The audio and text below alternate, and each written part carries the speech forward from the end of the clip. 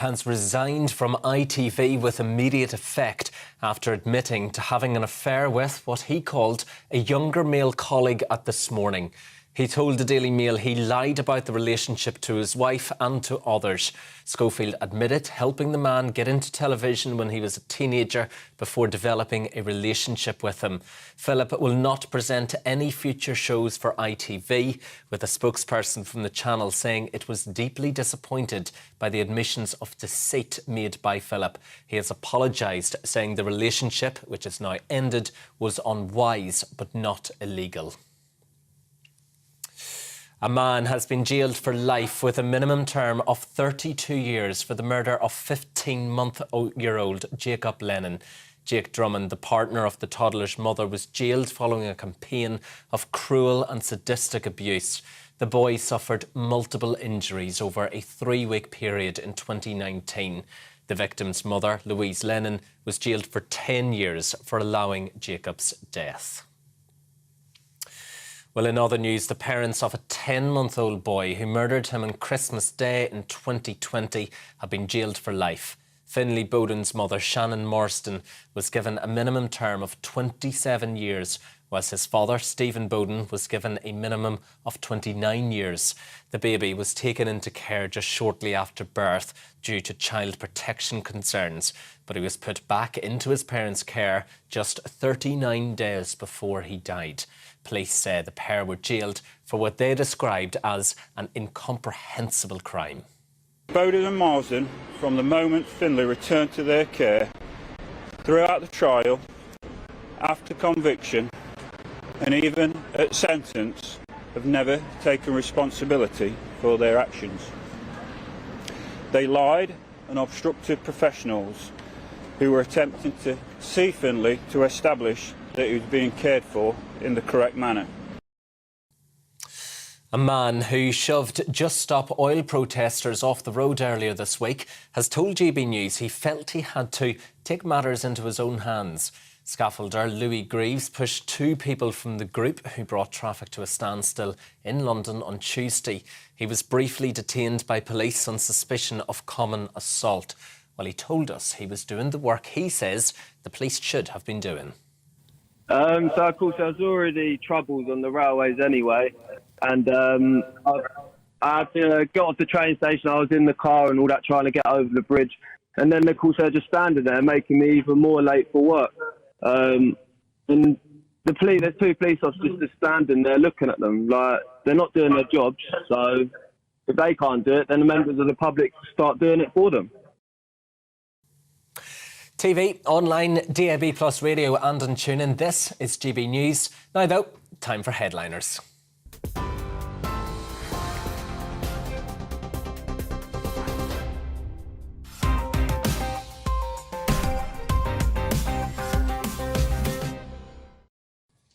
Hello everyone, welcome to Headliners. I'm Josh Howie and I'm lucky that joining me to rummage through Saturday's newspapers is the OG headliner posse, Leo Curse and Nick Dixon. Oh, how you both doing? Blop, blop, blop. Yeah, rap. Yeah, look at us, the 3 of us here. You've been in North London too long with that. Keeping it real. Brat thing. I keep it real in North London. He's the new Mizzy. Eating that toast and avocado. Josh is teaming up with Mizzy for a crossover. You know, Nick and I live close to each other. We live in the hood. Got Sainsbury's supermarket next to us. It's rough. It's hard times. Yeah, you're both looking good. I like your haircut. You got a new shirt. Thanks. I like this sort of Miami vibe. It suits you. I like the black t-shirt thing. Thanks, G. And I'm waiting for a compliment. Anyway, right, let's have a look at those Saturday front pages. We have The Mirror, Phil Affair Storm. Star sorry for lies on relationship. Agent axes him and he quits awards. We're going to be getting to that one because we want the ratings.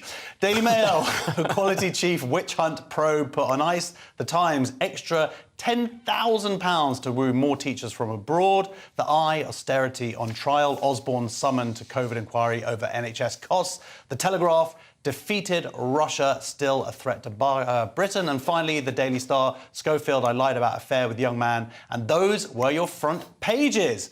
Now,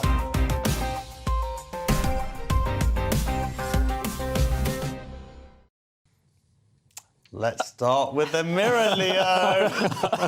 So the Mirror's got, I think most front pages have got this Schofield bombshell, Phil affair storm. I've got to be very careful about what I say about Philip Schofield, though, in case he sues. He's a man. I just get away with that. He's a man. He's only ever had sex with his wife. Okay, And I'm putting that on record. No, he's admitted having an affair with a much younger man who worked at ITV. At least Did he say much younger? well, that's what they're saying here. That's not my words. I'm just reading it off this. I'm completely... Nobody can sue me. Yeah. But, so the man was at least 30 years younger, just like the rumours. It's funny how these rumours that were circulating, they seem to be rumours? coming true. To say that. They were real rumours. Real rumours. But yeah, so he's 61. The man was 30 years younger. He met him. Let's not discuss. Let's not discuss that. But yeah, apparently it became an issue because obviously everybody in television does it. I mean, I've been pressuring Nick for sex for some months now. I'm hoping. But yeah, why would you pressure an older man for sex? He's actually 3.5 weeks younger than me, so I am doing a Schofield. But the Telegraph understands that Schofield had previously been asked about the relationship by his agent, and he denied it. Wow. So That's what you did. this information was then passed to Schofield's bosses at ITV, and that's the issue. That's why he got dropped. So Nick, what's the problem here? He had consensual sex with another human being. What is the issue that he lied? Is that what we're all in a big hoo-ha about it? Well, Josh, I knew he was a wrong-un when he put his hand up that gopher. Alleged wrong-un. All I'm saying is Gordon's silence speaks volumes, all right? That's all I'm saying. But on a serious note... Is that not serious? We can't... no, that was a joke. We can't really say anything legally. I'll just say a man who works in show business has lost his agent. That's all I'm prepared to say. You lost your agent, didn't you? But for very different reasons. Oh, really? Alleged, rumoured reasons that aren't true. Okay. But yeah, it's look, he's obviously annoyed a lot of people. I think we can say that. I've been reading Dan Rutten's article, so it stands for. He's annoyed a lot of people just throughout his time in show business. It's a very risky strategy to alienate people because it always comes back to you, like it will on Lewis Schaefer, like it will on so many people. You know what I mean? Just alienating people along the way. He has been around for decades, and he is part of the furniture, arguably, of the sort of cultural element of this country. Yeah. He's been part of our childhoods. Yeah. Up with it. Is this like the traditional sort of cycle of bigging someone up and then... Do you know what bothered me about that was, and I had a joke about it, which you can find on my Twitter, is that, remember that time, hardly any time ago, when we were all supposed to say he was so brave, because he'd left his wife of 27 years, but we all had to pretend that was brave. Just because it was a man, I was like, why is that brave? It's not good for his wife. How come it's not brave now? Yeah, it's very strange. We all had to say it was brave then. If you did jokes about it, people would be like, ooh, and now suddenly it's very strange. I still think he's brave. I think it's very brave to do stuff like this. I think he's allegedly brave. What I like is this thing here, where in his, this is a statement he gave to the Daily Mail. He said, I am painfully conscious that I've lied to my employers at ITV, to my colleagues and friends and to my agent, to the media. And but the first thing the person he apologises to is the Daily Mail. I'm making this statement via the Daily Mail to whom I have apologised personally. So it's like before the family, before all his fans, before everybody else, he was like, do you think that the Daily Mail might have some more information on him?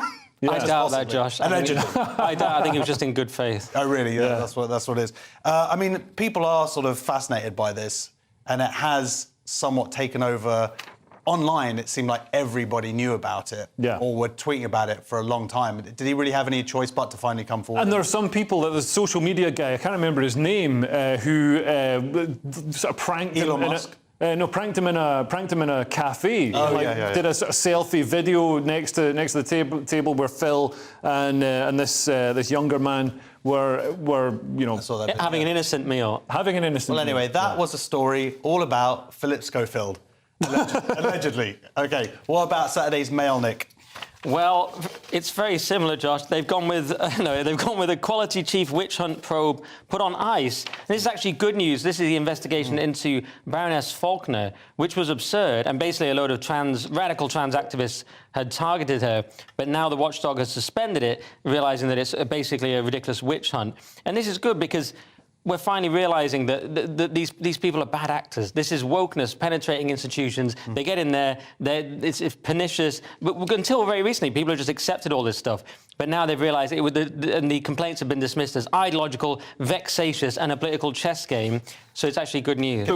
Sorry, Leah, could you just tell us quickly why trans activists have gone after her? Like, what is it that she is pushing forward that they're so upset about? So she's alleged to have made some comments about Local lip But I meant more like they're angry because isn't she trying to sort of clarify what sex actually means? Because there's been this confusion in the Equality Act where sex was meant, people use it in a certain way to include trans women, and now she's trying to set out to make it that sex means biological sex. Why are you asking me if you already know? Because I was covered it hoping loads to of times. explain it to our viewers. No, you're right. I was just giving the update because we covered it before. But yeah, that is the story. But then the update is that they've suspended the investigation.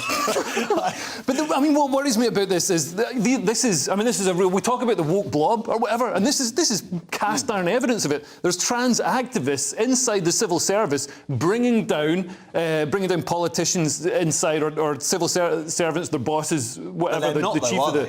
Well, they almost did. No, sure. But this is, like Nick says, isn't this a very positive sort of development? Not really, because you've got to think, like, what else, who else has been brought down by just, creating an atmosphere? We hear about it in, other parts of the civil service, other parts of the public sector, even corporations where, people feel afraid to speak out or question the ideology around trans issues. In this case, it could be anything else, any of the diversity, equity and inclusion stuff.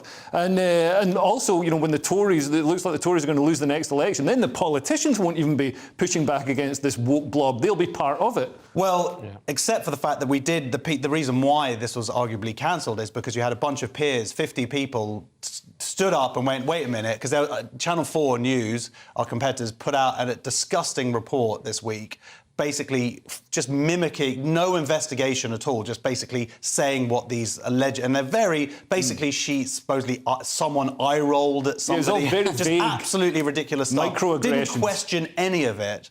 And it's interesting to see the one-sidedness there, but you're not going to get people like Matthew Sweet tweeting about that lies that are put out there. He really bothers you, doesn't he? It does bother me, because you know what it is? It's like, if you're going to go after people, or you're going to go... Do everybody. Don't be a hypocrite. Don't just focus on... just because your side does something that's wrong, then where are you going to... if you're this big...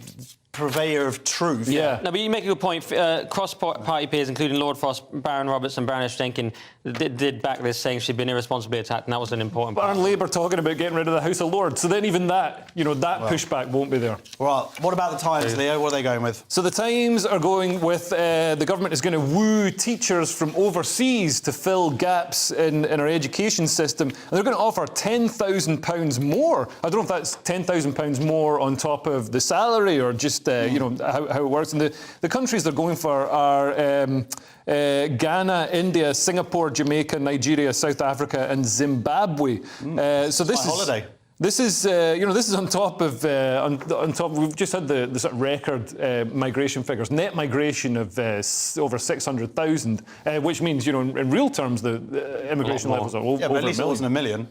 No, but it is. It's 1.2 million gross, and then it's 606,000 net, and even that is estimated to be about... It's estimated, I heard today, to be more like 743. No one knows the real figure. Yeah. But yes, very, very high. Said it was 600. But yeah, anyway. But why are they bringing these teachers over here? That's the question, though, isn't it? Everybody in Britain is too stupid to teach children. OK, well, there we go. That is pretty much the story. It's a very strange thing where I actually agree with the unions. You should just pay our teachers more rather than doing this. This idea of plugging gaps, I don't think it works. It's a short-term thing. It never actually works. Because you increase the population, you create more roles that need to be filled, sure. Yeah. No, it is a short-term, but the thing is, in the meantime, we actually do need short-term teachers. So they can invest and bring teachers in and pay them more and all that stuff. But literally next year...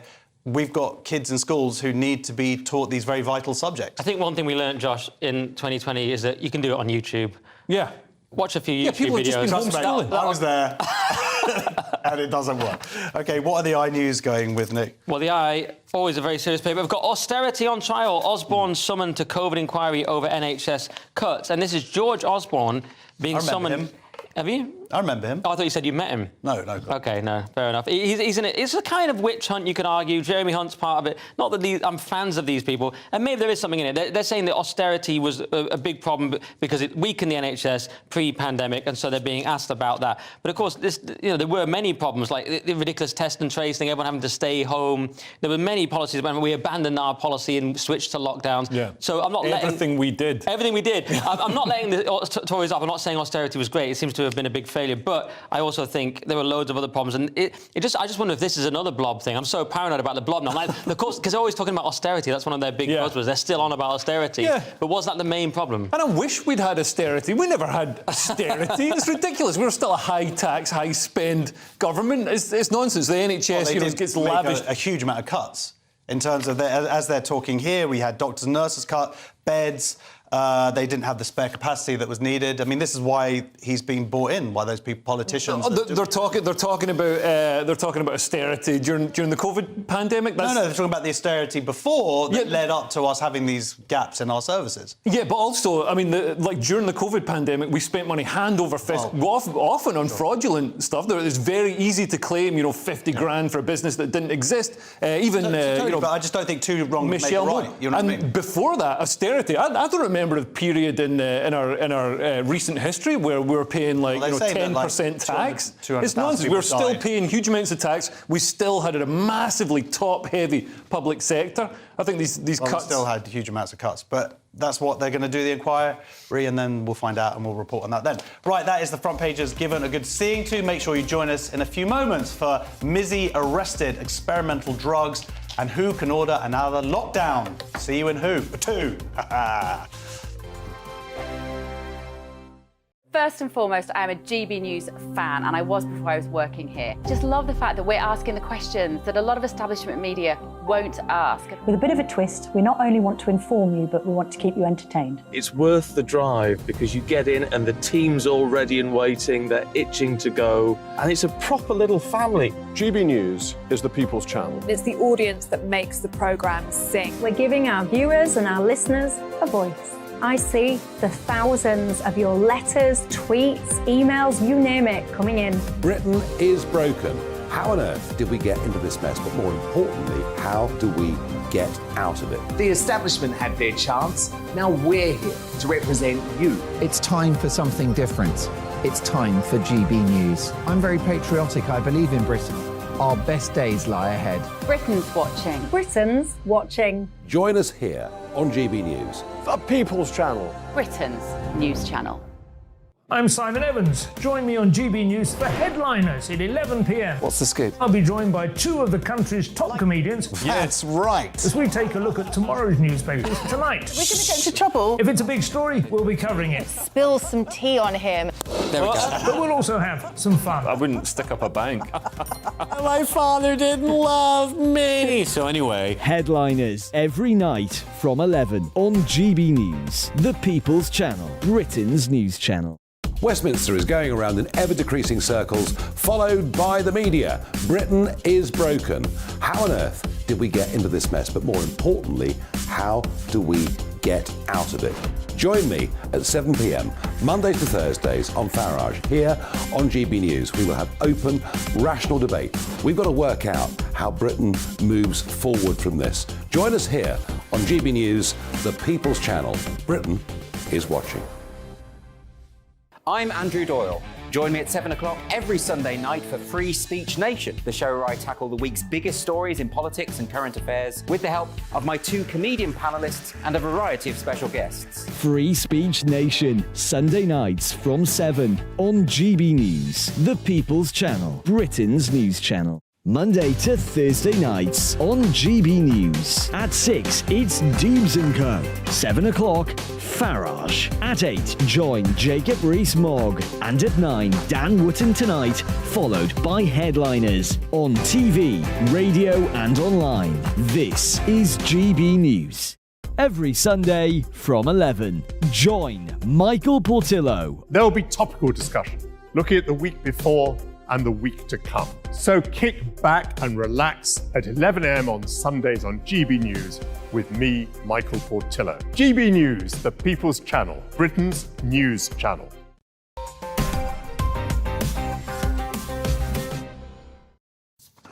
Welcome back to Headliners. I'm Josh Howie. I can do 7 pull-ups. This is Leo Kurz, who I reckon can do 10.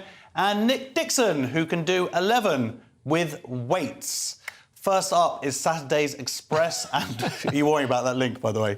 Just Nick and I had a big chat about pull-ups the other day. I can definitely do more pull-ups. Really? I was doing weighted pull-ups at one point, but we'll talk about it after. How many can you do?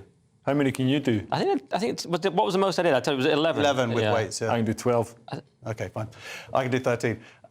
First up is Saturday's Express, and what Andrew Tate is to Leo, I know Mizzy is to you. Are you coping OK with this news? No, this is terrible. So the Express says, idiot TikTok prankster who clashed with Piers Morgan has been arrested again. This is Mizzy, who shot to fame, well, notoriety recently, after filming what he describes as pranks, but I think most of us would describe as crimes. Yes. So theft, trespass, criminal damage, racially aggravated assault, things like that. Some of them are really nasty, like stealing an old woman's dog, and he's been pushing over Orthodox Jews. Yeah. Yeah, which is, you know, it's all pretty sort of nasty. Horrible. The worst clip was that young going up to that girl saying, "Do you want to die?" And well, this is where I think he gets a pass, because most of his targets are the people who support all the things that have made society amenable to stuff like this. Because you'll notice nobody confronts him. Hardly anybody confronts him. So he's doing all this terrible stuff. It's all these like wispy white middle class people who probably post, you know, Black Lives Matter and call everybody racist all the time. And they're the people who've created this environment where nobody can stand up to him because they'll be accused of racism. And also, the police, as Mizzy himself said in the Piers Morgan interview, UK laws are weak. And he's absolutely right. So the police, we've got this two-tier system where he's a protected characteristic. Except for the fact, Nick, is that he has been arrested, right? So it's not that. Oh, eventually. And he was arrested the first time and just, like, what, a £200 fine? That's nothing. He was laughing about it. Well, so the update is that he's been arrested, I believe it's for posting a TikTok video which goes against, the rules of his previous arrest. So he must be at this point the most hated man in Britain, with the possible exception of Matt Hancock. So and the thing that people don't talk about is when he goes up to people and says, "Do you want to die?" and stuff. If one of them runs into the road or something, what happens then? Or attacks him back or so. But nothing happens. Right. As we've seen, he's done all this stuff and nothing happens. Some people think it's all a psyop to get through the online safety bill and increase that because politicians have used it. Some of your followers. I don't think so. No, David Curtin said it, but I don't believe it. But I do believe that it's certainly been leaped upon by certain politicians. But his punishment was absolutely pathetic. He had a £365 fine, and so it's kind of good that at least they're doing something. But the part they're focusing on is the fact that he's posted a video again, which no one really cares about. It's the actual crimes to me that are the real problem. Entering people's houses. But he has breached it again. So he has breached it again. So now he's being harassed by the police, and maybe that's fair because he's been harassing people. Hopefully that's the last that we hear. But all the punishments seem to be so weak. Well, hopefully now it's going to be stronger. Let's find out. Disturbing story in the Times, Nick. It seems that the government's been building its own echo chamber. Yeah, this is a weird one. Civil servants told to troll social media for government critics, essentially. So anyone who's going to speak at an event, they troll through the last 5 years, see if they said anything about the government, and then they'll be disinvited. So even if they're an expert in something quite technical, like chemical weapons or artificial intelligence, and one person was disinvited because she had posted something that was parodying Liz Truss, probably a lettuce, and she was disinvited. Which we've all done. Yeah, but and then so you go, well, that's absolutely ludicrous. The weird thing is that the civil service themselves hate the government and they're kind of trolling through other people who hate the government. So there's a part of it that makes sense, which is that if you're targeting people in a personal way, let me just find the exact thing, it's a sustained campaign or personal attacks of a minister or official, and that makes some sense. But the idea that you find people who have mildly criticised the government and disinvite them all is absurd. And obviously, if people are experts in their field, like, I mean, for example, there's an expert on chemical weapons who's criticised the government. Yeah, experts have reason to criticise the government. And Stalin expunged and silenced anybody who criticised his policy and his actions as a leader. It didn't improve the efficiency of the Soviet Union's government. Well, of course, the whole point of these conferences is to get diversity of opinion so you can then be informed and move forward. The idea that if you're just going to ban everybody who doesn't follow with exactly what you think, how are they meant to actually fulfil their purpose? And it has come from diversity guidance. It's a kind of radical expansion of that for some reason. Although I will say Stalin, he did last a while, didn't he? And he did pretty well. You know, if you take away the sort of... Did well. Wait, no, as purely as a leader, if you take away everything he did, You think I thought you said the millions of dead. I was just going back on Leo's Stalin point. Just as millions of dead was it's from starvation. Like, so we can't even keep people alive by giving them enough food. He's taking my joke way too seriously. All right, it's a joke. Yeah, it's a joke. I can never tell when people are joking. I do it dead past my style. Nick's always joking when he gets pushed back. Anyway, Daily Mail next. And Leo, give me a W. Give me a W. I don't have any W's. Just say W. W. Give me an H. H. Give me an O. O. What does it spell? WHO. Lockdown. All right. WHO.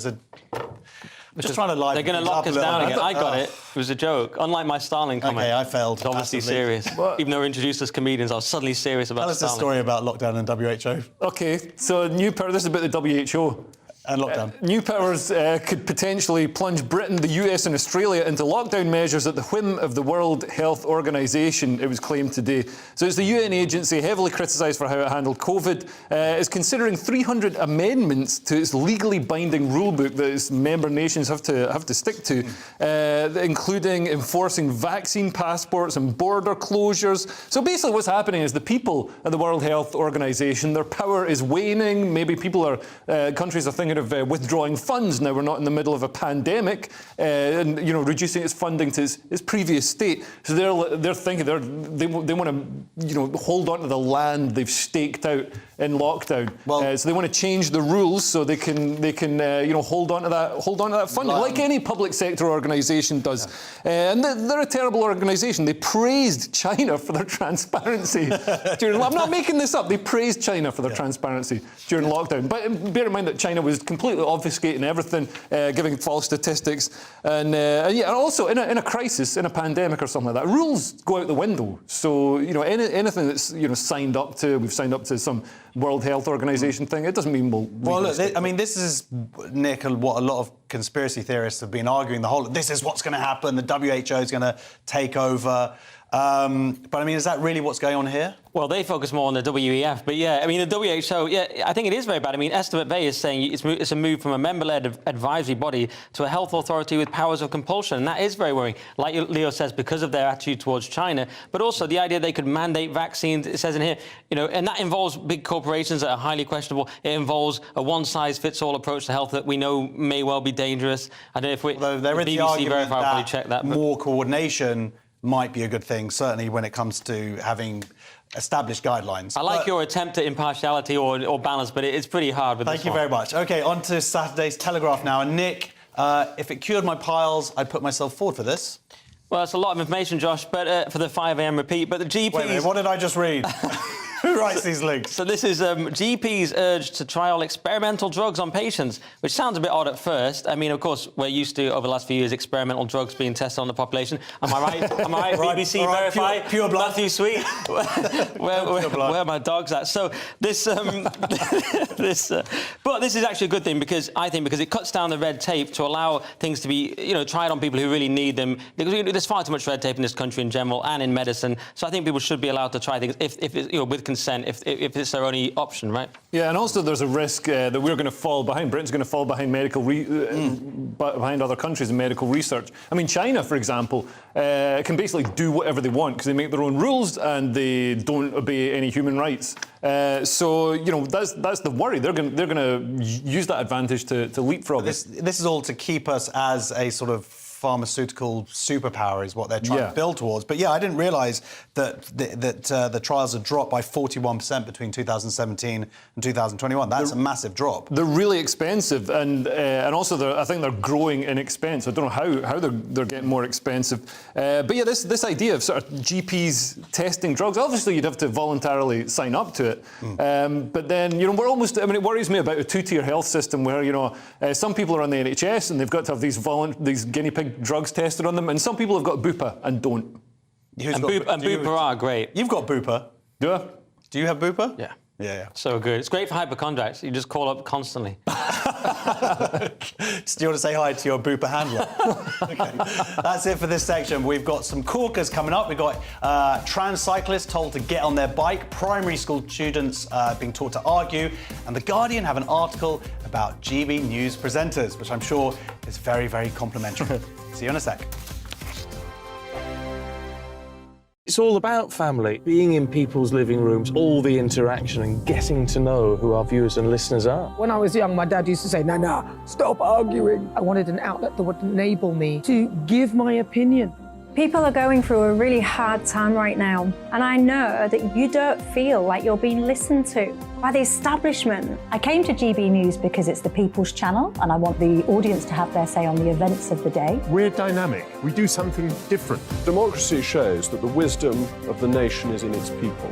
I get to travel to find out what the story is from a personal perspective. The British people aren't fools. We know when we're not being told the full story. We've got to work out how Britain moves forward from this. It's the best country in the world. The establishment had their chance. Now we're here to represent your views. Britain's watching. Britain's watching. Britain's watching. We're proud to be GB News. The People's Channel. Britain's news channel. Join me, Patrick Christie's, Monday to Friday, 3 till 6. We tackle the day's news agenda like you've never seen before. It's high tempo, high octane, the most controversial topics, and the best guests. You will not be able to take your eyes and ears off it. I'm not afraid to ask the questions that you really want answered. 3 till 6 p.m, Monday to Friday on GB News, the People's Channel, Britain's news channel. Join us every night on GB News at 11 p.m. for Headliners, which is 3 top comedians going through the next day's news stories, which is exactly what you need, because when the establishment has gone crazy, you need some craziness to make sense of it. So join us 11 p.m. every night on GB News, the People's Channel, Britain's news channel. Join me, Camilla Tominey, on Sunday mornings from 9:30, taking the politicians to task and breaking out of SW1 to see how their decisions are affecting you across the UK. Bursting the Westminster bubble every Sunday morning, only on GB News, the People's Channel. Britain's watching. I'm Jacob Rees-Mogg, the Member of Parliament for North East Somerset and a former government minister. For years, I've walked the corridors of power in both Westminster and the City of London. We need to have the arguments, the discussions on how we make it better. Crop failures, famine, war, suffering on a scale completely unimaginable. We are putting the cart before the horse. As Charles I said at the scaffold, he was the true defender of liberty. Yeah, I've completely derailed the conversation. Join me Monday to Thursday at 8 p.m. on GB News, Britain's news channel. The Jubes and Kerr, we tackle the issues of the day with real, robust debate. Both sides of the fence, battling it out with me in the middle with my forthright opinions and views. And often really interesting things happen because you start with a position and then by the end of the debate you find actually, well, I might not have thought about that one. What we need in this country is 2 new political parties. You should maybe think about doing a 2024 calendar. I'm Michelle Dewberry and I'm keeping you company right through until 7 o'clock this evening. GB News, the People's Channel, Britain's watching.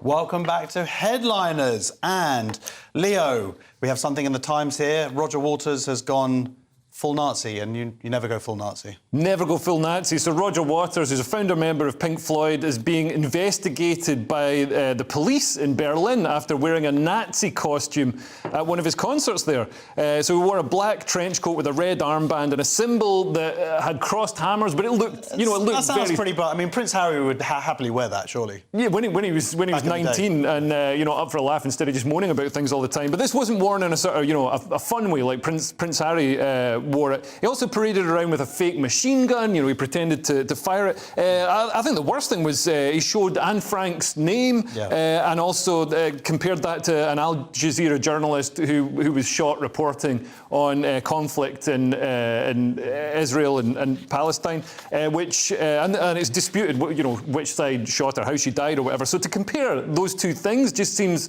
ridiculous. Well, it's conflating the Holocaust with what's going on in Israel. They're two different situations, and he constantly saying that Israel is a genocide. Yeah. You know what, it's probably a lot more powerful coming out of a non-Jew's mouth. But he's 79. Everybody gets more right-wing when they get older, so he's lived old enough to become a full-on Nazi. Now, he's bringing his show to the UK, so if there are any neo-Nazis watching, that's something to look forward to. In cinemas, where we live as well, in Crouch End. Right. But, I mean, his excuse, or the excuse of people like this, because a lot of people, especially on the left, criticise Israel, single Israel out for criticism, and they always say, oh, I'm criticising Israel, I'm criticising the Israeli government, not Jews. But it's like, well, why is Israel, it's the one Jewish country in the Middle East, there's lots of countries around about it with worse human rights records. Why are you singling out Israel? Okay. I couldn't have said it better myself, and I will pay you that £5 later. But You're so I mean, tight. did you see the image? There was also a blown-up pig with with all the evils of the world on it, like oil companies, and a Star of David. And then you have David Gilmour, who is his old bandmate, and Dave Gilmour's wife, basically saying you are an anti-Semite. Yeah. He's a proper crank. Yeah, I mean, Leo full-on said... Corbynite, by the way. Yeah, exactly. Leo said people get further right. He's actually a far-left nutter who's obviously massively anti-Israel, pro-Palestine. Yeah. But the actual... So that is clear, but the actual Nazi thing was part of this film based on the wall, and it's about a guy who descends into madness, imagining he's a dictator. So if just a Nazi costume on its own is not, in art, you couldn't have the film Downfall, you couldn't have Indiana Jones. So that part I'm less concerned about. The other things he says and does are very, very questionable. I'm not sure the actual dressing as a Nazi part. You part... place it in context where where he was performing was at a venue where they actually deported Jews to their death. Yeah. And you add it to all of his statements in the past and the conflation of the Holocaust and what's going on in Israel. I mean, but do you really imagine a disgusting human being. Anyway. Those are linked because why would some far left invoke Hitler and the Nazis in any kind of positive way? I agree he's a far-left nut who hates Israel, but I don't agree that the actual Nazi costume has anything to do with it. Personally, it seems to me, anyway. I could be wrong. No, I mean, it's a fairly nuanced, but it doesn't particularly matter that much, but I'm giving classic balance for... But the Nazis were far-left, arguably. Your National Socialists. Could argue that. They were collectivists. Nick, Saturday's independent, and I'm sure they've taken the news that... trans cyclists can no longer cheat really well, haven't they? It has gone down so well, Josh. So, transgender women banned from female events by British Cycling.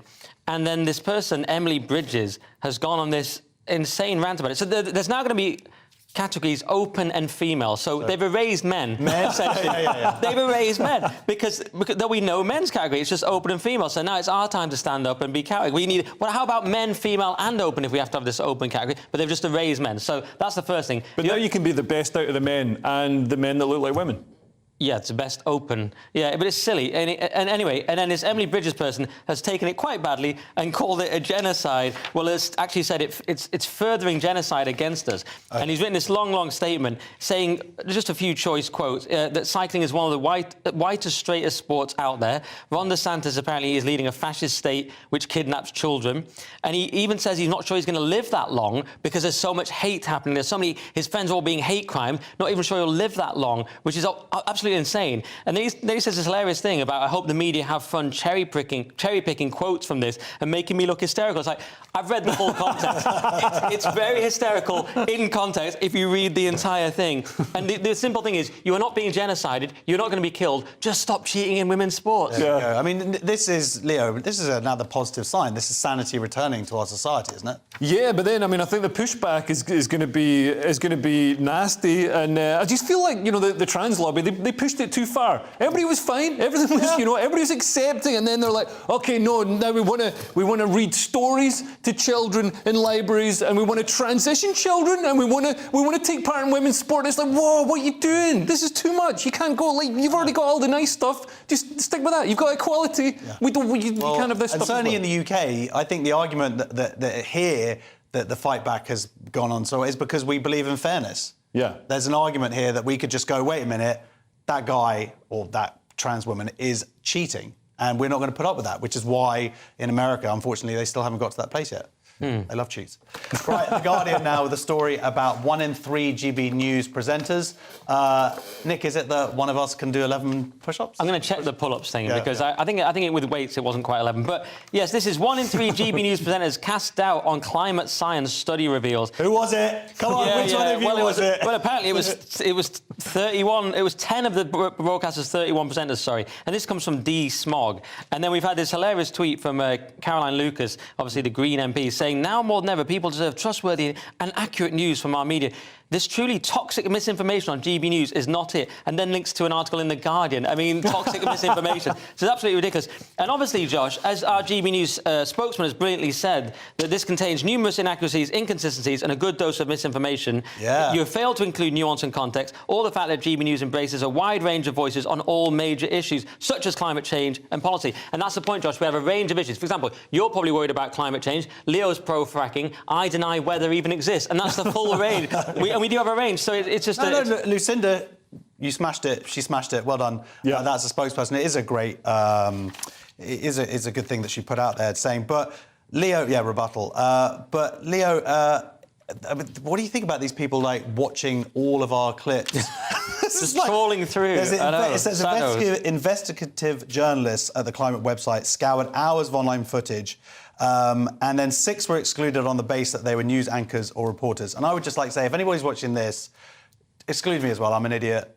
There's no point including But this is, I mean, they're literally angry that people have questioned science. And that's how science works. You question it, you probe it, you try and replicate it, and that's how you get robust science. I would argue that it's worse than that, because it's not the science so much as the policy because of the science. Of allowing it to So be they were questioned. saying, like, people questioning net zero. That isn't necessarily questioning climate change. You're just saying, what are the policies that we're going to do to deal with climate change? But you can't. That's what they're criticising people for. You can't trust science that can't be questioned because it hasn't been tested. And also, you know, the things like they're saying, the platform views such as the legally binding net zero target will lead to deaths from poverty and starvation. It definitely will lead to deaths from poverty and starvation. It's, you know, it's horrible. It's going to increase the cost of energy. It's going to increase the cost of food. I mean, I understand that climate change has to be dealt with, but that's not controversial. People watching this. That's not a controversial thing to say. Cool. Moving on to the Mirror next. And Leo, could you imagine having Alistair Campbell as your teacher? No, I couldn't actually. So Alistair Campbell says we should teach primary kids arguing to get them into politics. So Tony Blair's former spin chief said that children should be given a political education at an early age, and said that state school pupils need to learn to fight their corner. So, I mean, I can imagine how this could work. Some kids could say we should invent reasons to invade Iraq and kill 500,000 civilians. And another kid could say, no, that's a bad idea. Killing people for no reason is bad.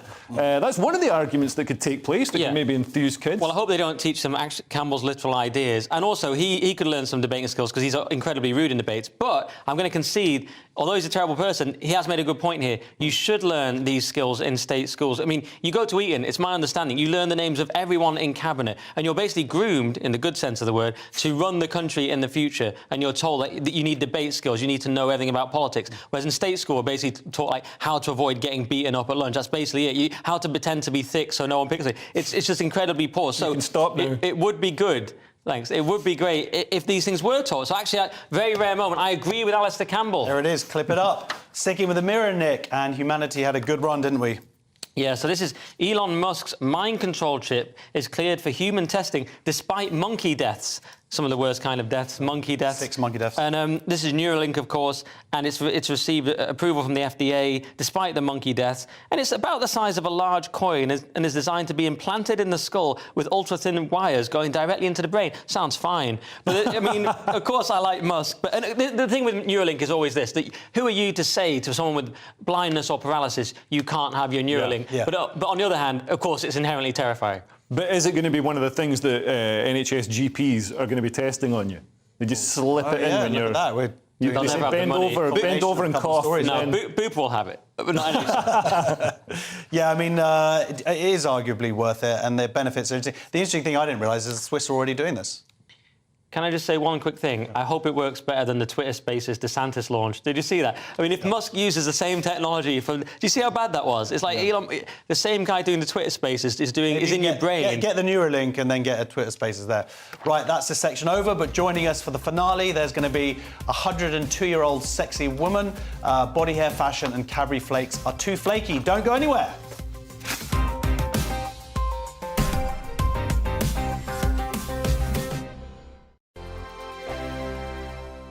I joined GB News because I was sick and tired of not hearing my views being represented, not just mine, but so many people that I knew and spoke to. I just couldn't get my voice out there. I couldn't say anything. I couldn't do anything. Whatever the narrative was, I kind of had to follow it. GB News is there to provide a voice for those who have been ignored by the establishment media. We think different things, we've got a different style. GB News is here to be optimistic and positive about the future. It's real kind of dynamic and flowing, with the audience very much at the heart of it, like a big family.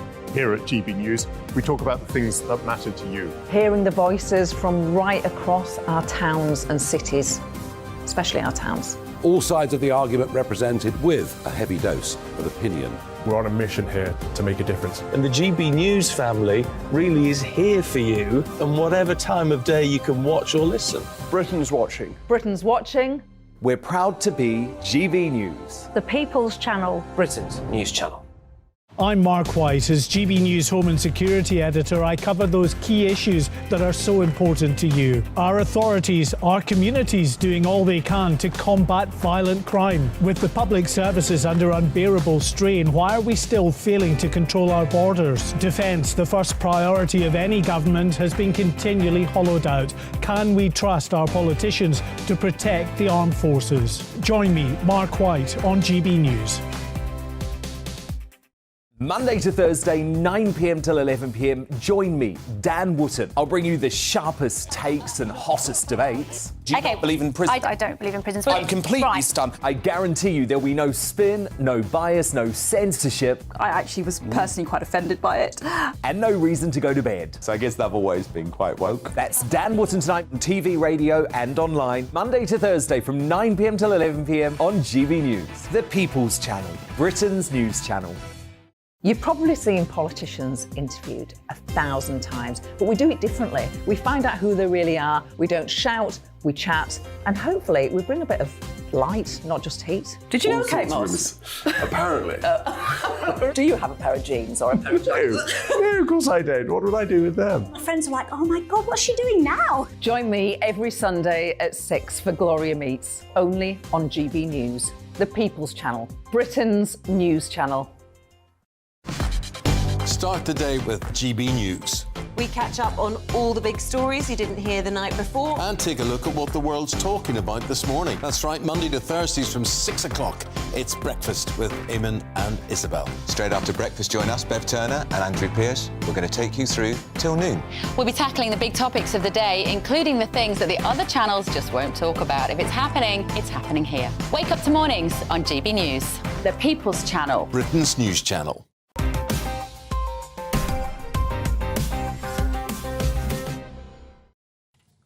Welcome back to Headliners. And Leo, Saturday's Independent has a story about Plymouth Council stopping population growth. So yeah, Plymouth Council is cutting down trees. They say it's to stop people having sex and taking drugs. But I don't think that's the real reason, because previously it's been an issue in Plymouth. They went in at night. They used the cover of darkness, like special ops, to go in and cut down 110 mature trees. I don't know if it's worse if they're mature or better, because they've lived a life. But yeah, so that was to make way for a £12 million regeneration project that's since been put on hold and led to the resignation of the city council leader.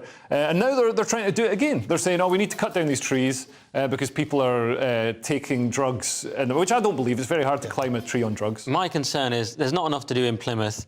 Yes. So people are out having sex in public, and taking drugs. And this will stop them, and it'll cause unrest, and people will find other outlets for their urges. I mean, it says here this local campaign group, Save the Trees of Armada Way, are saying who's having sex behind a palm tree? Well, people from Plymouth. That's the answer. Yeah. More like who hasn't had sex? Thin people are having sex behind a palm tree. I see what you did there. If you're like an average sort of obese Westerner, you need a hedge. You need some sort of shrub. Yeah, maybe what was the ones on the Joshua tree? Cactus. Yeah, the ones you get. Oh no, I know what you mean. What are those ones? Yeah, you don't get stung. A Bilbao. You don't mean that. Yeah, but the other moral of the story is tweet us with which tree you have sex behind. Thank you. Okay, thank you. The moral of the story is don't mess with the neighbourhood forum, because that seems to be the people who are seriously complaining about this. They've apologised to the Ho neighbourhood forum. This is the one benefit of WhatsApp groups, is now everyone gets very upset, and we've got councillors on our local thing, and anytime there's roadworks, we're like, what's going on here? And then everyone gets very defensive. It's quite great. You do have actual access to these people. But yes, this is not a good look, certainly after what happened with cutting down all those trees in Plymouth. It's kind of disgusting, really. Anyway, Metro next. Nick, tell us about the new Mrs Dixon, please. How dare you? So, yeah, this is a 102-year-old woman reveals key to long life is lots of good sex. And sherry, she puts in there as well. Not clear which of these she still engages in, but she said it's this classic thing, actually. You ask an old person what it is, and they always give some different reason. They don't know. Yeah. So a different one, who was 105, said the key was being single, although those two are not necessarily opposite. But they always just sort of justify. It says that she has an upbeat outlook, and I think it's probably more likely that. That's probably that, isn't it? She also, it turns out that she didn't have kids either. And I'd suggest, considering that I'm 24 years old, that might be the reason. Right. It ages you slightly. Right. I didn't know you were 24. Yeah. You look older. Yeah. But yeah, this is, as Nick says, I mean, like one of these people said that she got to the age of 105 by drinking 3 cans of Dr. Pepper a day, which is one of the sugariest soft drinks. It's the most fun thing to do. You've got good genetics, you live a long time, then you just pick the worst thing you've done and say it's that. You know what I mean? It's because I smoked all my life, guys. It's because you don't want any competition for the old age score. It's just luck. Well, let's see if it works tonight. The old, I want to live a long time. Right. Leo, Saturday's Guardian now, with an educational article about how people supposedly used to have body hair. So from the Romans to Sex and the City, how body hair went out of fashion in the UK. So Britons have got less body hair than ever before, according to historians. There's an exhibition on Roman hair removal opening. And yeah, people are removing more body hair. They used to have more body hair. I just thought you're struggling with this toilet. This is a hard-hitting big story, Leo. And you're struggling to get context. This is strongly about body hair. This is a non-story. Oh my gosh, you went there. This is a non-story. What about, do you think it's a non-story, Nick? I mean, no, it's a massive story, Josh. I feel very passionate. We should have done 2 sections on this. We should have put it at the start with all that stuff about the other guy we couldn't talk about. This is, look, the most interesting part to me, it says, in the early 20th century, as clothing became more liberal and showed legs more often, adverts warned women that if they didn't shave their legs, they wouldn't find a husband, and it's true to this day. You know what caused it? We've got technology. In the Roman times, they didn't have razors. No, but they had tweezers and they had all these... Yeah, you don't want to shave with a tweezer. You're going to shave your beard with tweezers? I don't know. I think it's quite interesting that they've sort of... hair has been lack of hair has been seen as part of being civilised. Yeah. Although you'd argue that it's a way of distancing ourselves. Like, evolution is like we've become less... Oh, now, of course, as we know, a third of GB News presenters don't believe in evolution. Yeah. But... also, it's getting us ready for climate change. It's going to be very warm, so we need to not have hair. But it's a huge industry, 574 million. That's a lot of money. People, There's a weird claim here that says there's a deep sense of misogyny here. Telling women to become hairless is not youthful, it's prepubescent. I don't agree with that. They're saying it's weird and creepy. It's not, is it? It's just to be... It's a bit, but still, it's acceptable. Basic grooming. It's an acceptable way to be weird and creepy. What, basic grooming? Anyway. But I know, that was a bit, to be honest, I was expecting one of you guys to latch onto because, yeah, it's just this idea that it's sort of shaming... It feels like it's shaming men who like women to shave their legs. Well, the trouble is... calling us paedophiles, essentially. If a man tries to shave, if I try and shave, it's like, where do I stop? Now I've made a bald patch somewhere. Yeah, and also 49% of men shave. I shave my head. OK, on to the Daily Mail next for a story about my great-great-great-great-great-great-grandparents. Nick, please do them proud. I was hoping we could do a bit more on the last story, but yeah, let's do this one. So the Mail has the Kingdom of Judah was rife with deadly diarrhea, analysis of ancient poo reveals. So they've done a kind of Gillian McKeith on it, and they found that there was evidence they had pretty brutal kinds of dysentery. Sorry to anyone watching the 5 a.m. repeat, or indeed the 11 o'clock version. So, and it was impairing... It was stunting growth, impairing cognitive function, which may explain some stuff. And I didn't want to go there, but I sort of half went there. And, back in Judah, I mean, yeah, that's pretty much the story. It's a non-story. No, it's a story. It's a massive story. It's a massive story. It would have been a massive story 1,500 years ago. Well, first of all, I going like down getting the papyrus. Yeah. Well, I like it because it establishes the link between Jews and Israel, going back even through our... Oh, that's what's going on here. That's why hidden in an innocuous story about poo. This is... I'm now going to be using this poo story to fight the anti-Zionists online and connecting my IBS to my ancestors. Normally they throw poo at you, but now it'll be the other way around. Yeah, I'm going to prove this is good old Jewish poo there that's been established for thousands of years, and we're using science. Yeah, our stunted growth and dysentery and cognitive impairment shows we were there. It's a good argument. OK, thank you. So, absolutely a non-story. Non-story. OK, finally, we have the Mirror, and forget Schofield, this is the big trending story of the day, Leo. Yeah, so Cadbury Flakes are now too crumbly to use in 99 cones, with ice cream sellers embarrassed because the flakes are falling apart. How do they not know this? It says it in the advert, only the crumbliest, flakiest chocolate. There is no chocolate in the flakier. name. By the definition, by EU trading rules, you're not allowed to sell chocolate that isn't the crumbliest, most flakiest chocolate in the world, unless it is. Is that why we left the EU? Crumbliest. Even that was well, apparently they've changed the formula. So they moved Cadbury chocolate production to Egypt, which I'm amazed it doesn't melt. Although, I mean, they build pretty solid stuff. The pyramids, yeah, but they're probably putting some chemical in it that makes it not melt, which is why it's so flaky and useless now. Is it some sort of revenge for the Suez Canal? everything's a revenge for the Lutz. Now, Nick, you have a minute and a half to talk about Cadbury's Flakes. Yeah, no, you've sort of brought the stories in very naturally, so we've got loads of time on this. So, yeah, it's look, it's broken Britain, Josh, and that's not a pun. Broken Flakes. Yeah, exactly. Yeah. The pun's there if you want it, guys.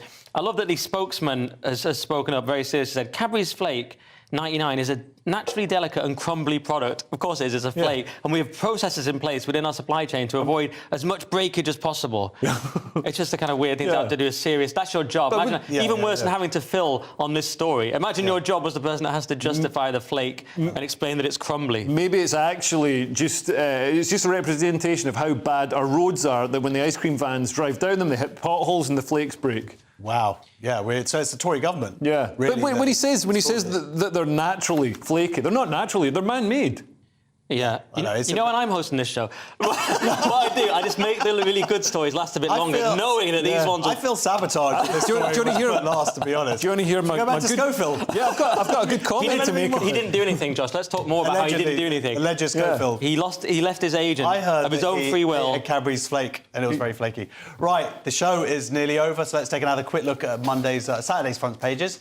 The Mirror, Phil a fair storm. Star sorry for lies on relationship. Agent axes him as he quits awards. Daily Mail, Equality chief witch hunt probe put on ice. The Times, extra £10,000 to woo more teachers from abroad. The Eye, austerity on trial. Osborne summoned to COVID inquiry over NHS costs. The Telegraph, defeated Russia, still a threat to Britain. Finally, the Daily Star, Schofield, I lied about affair with young man. And those were your front pages. That's it for tonight. Thank you very much to Leo and Nick. Tomorrow, Andrew and Adulthood will be returning to the chair, so tune in at 11 p.m. And if you're watching at 5 a.m, watch The Breakfast Show. Good night.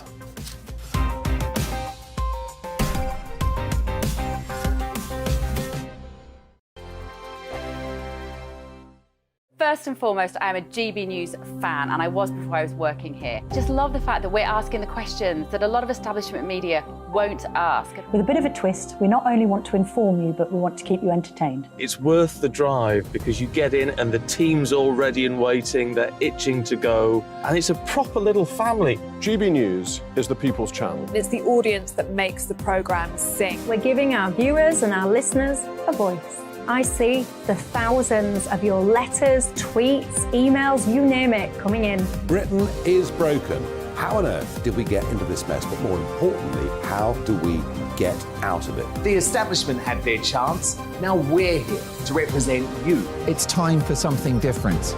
It's time for GB News. I'm very patriotic. I believe in Britain. Our best days lie ahead. Britain's watching. Britain's watching. Join us here on GB News. The People's Channel. Britain's news channel. I'm Simon Evans. Join me on GB News for Headliners at 11 p.m. What's the scoop? I'll be joined by two of the country's top comedians. That's right. As we take a look at tomorrow's newspapers tonight. We're going to get into trouble. If it's a big story, we'll be covering it. Spill some tea on him. There we go. But we'll also have some fun. I wouldn't stick up a bank. My father didn't love me. So anyway, Headliners every night from 11 on GB News, the People's Channel, Britain's news channel. Westminster is going around in ever-decreasing circles, followed by the media. Britain is broken. How on earth did we get into this mess? But more importantly, how do we get out of it? Join me at 7 p.m, Mondays to Thursdays on Farage. Here on GB News, we will have open, rational debate. We've got to work out how Britain moves forward from this. Join us here on GB News, the People's Channel. Britain is watching.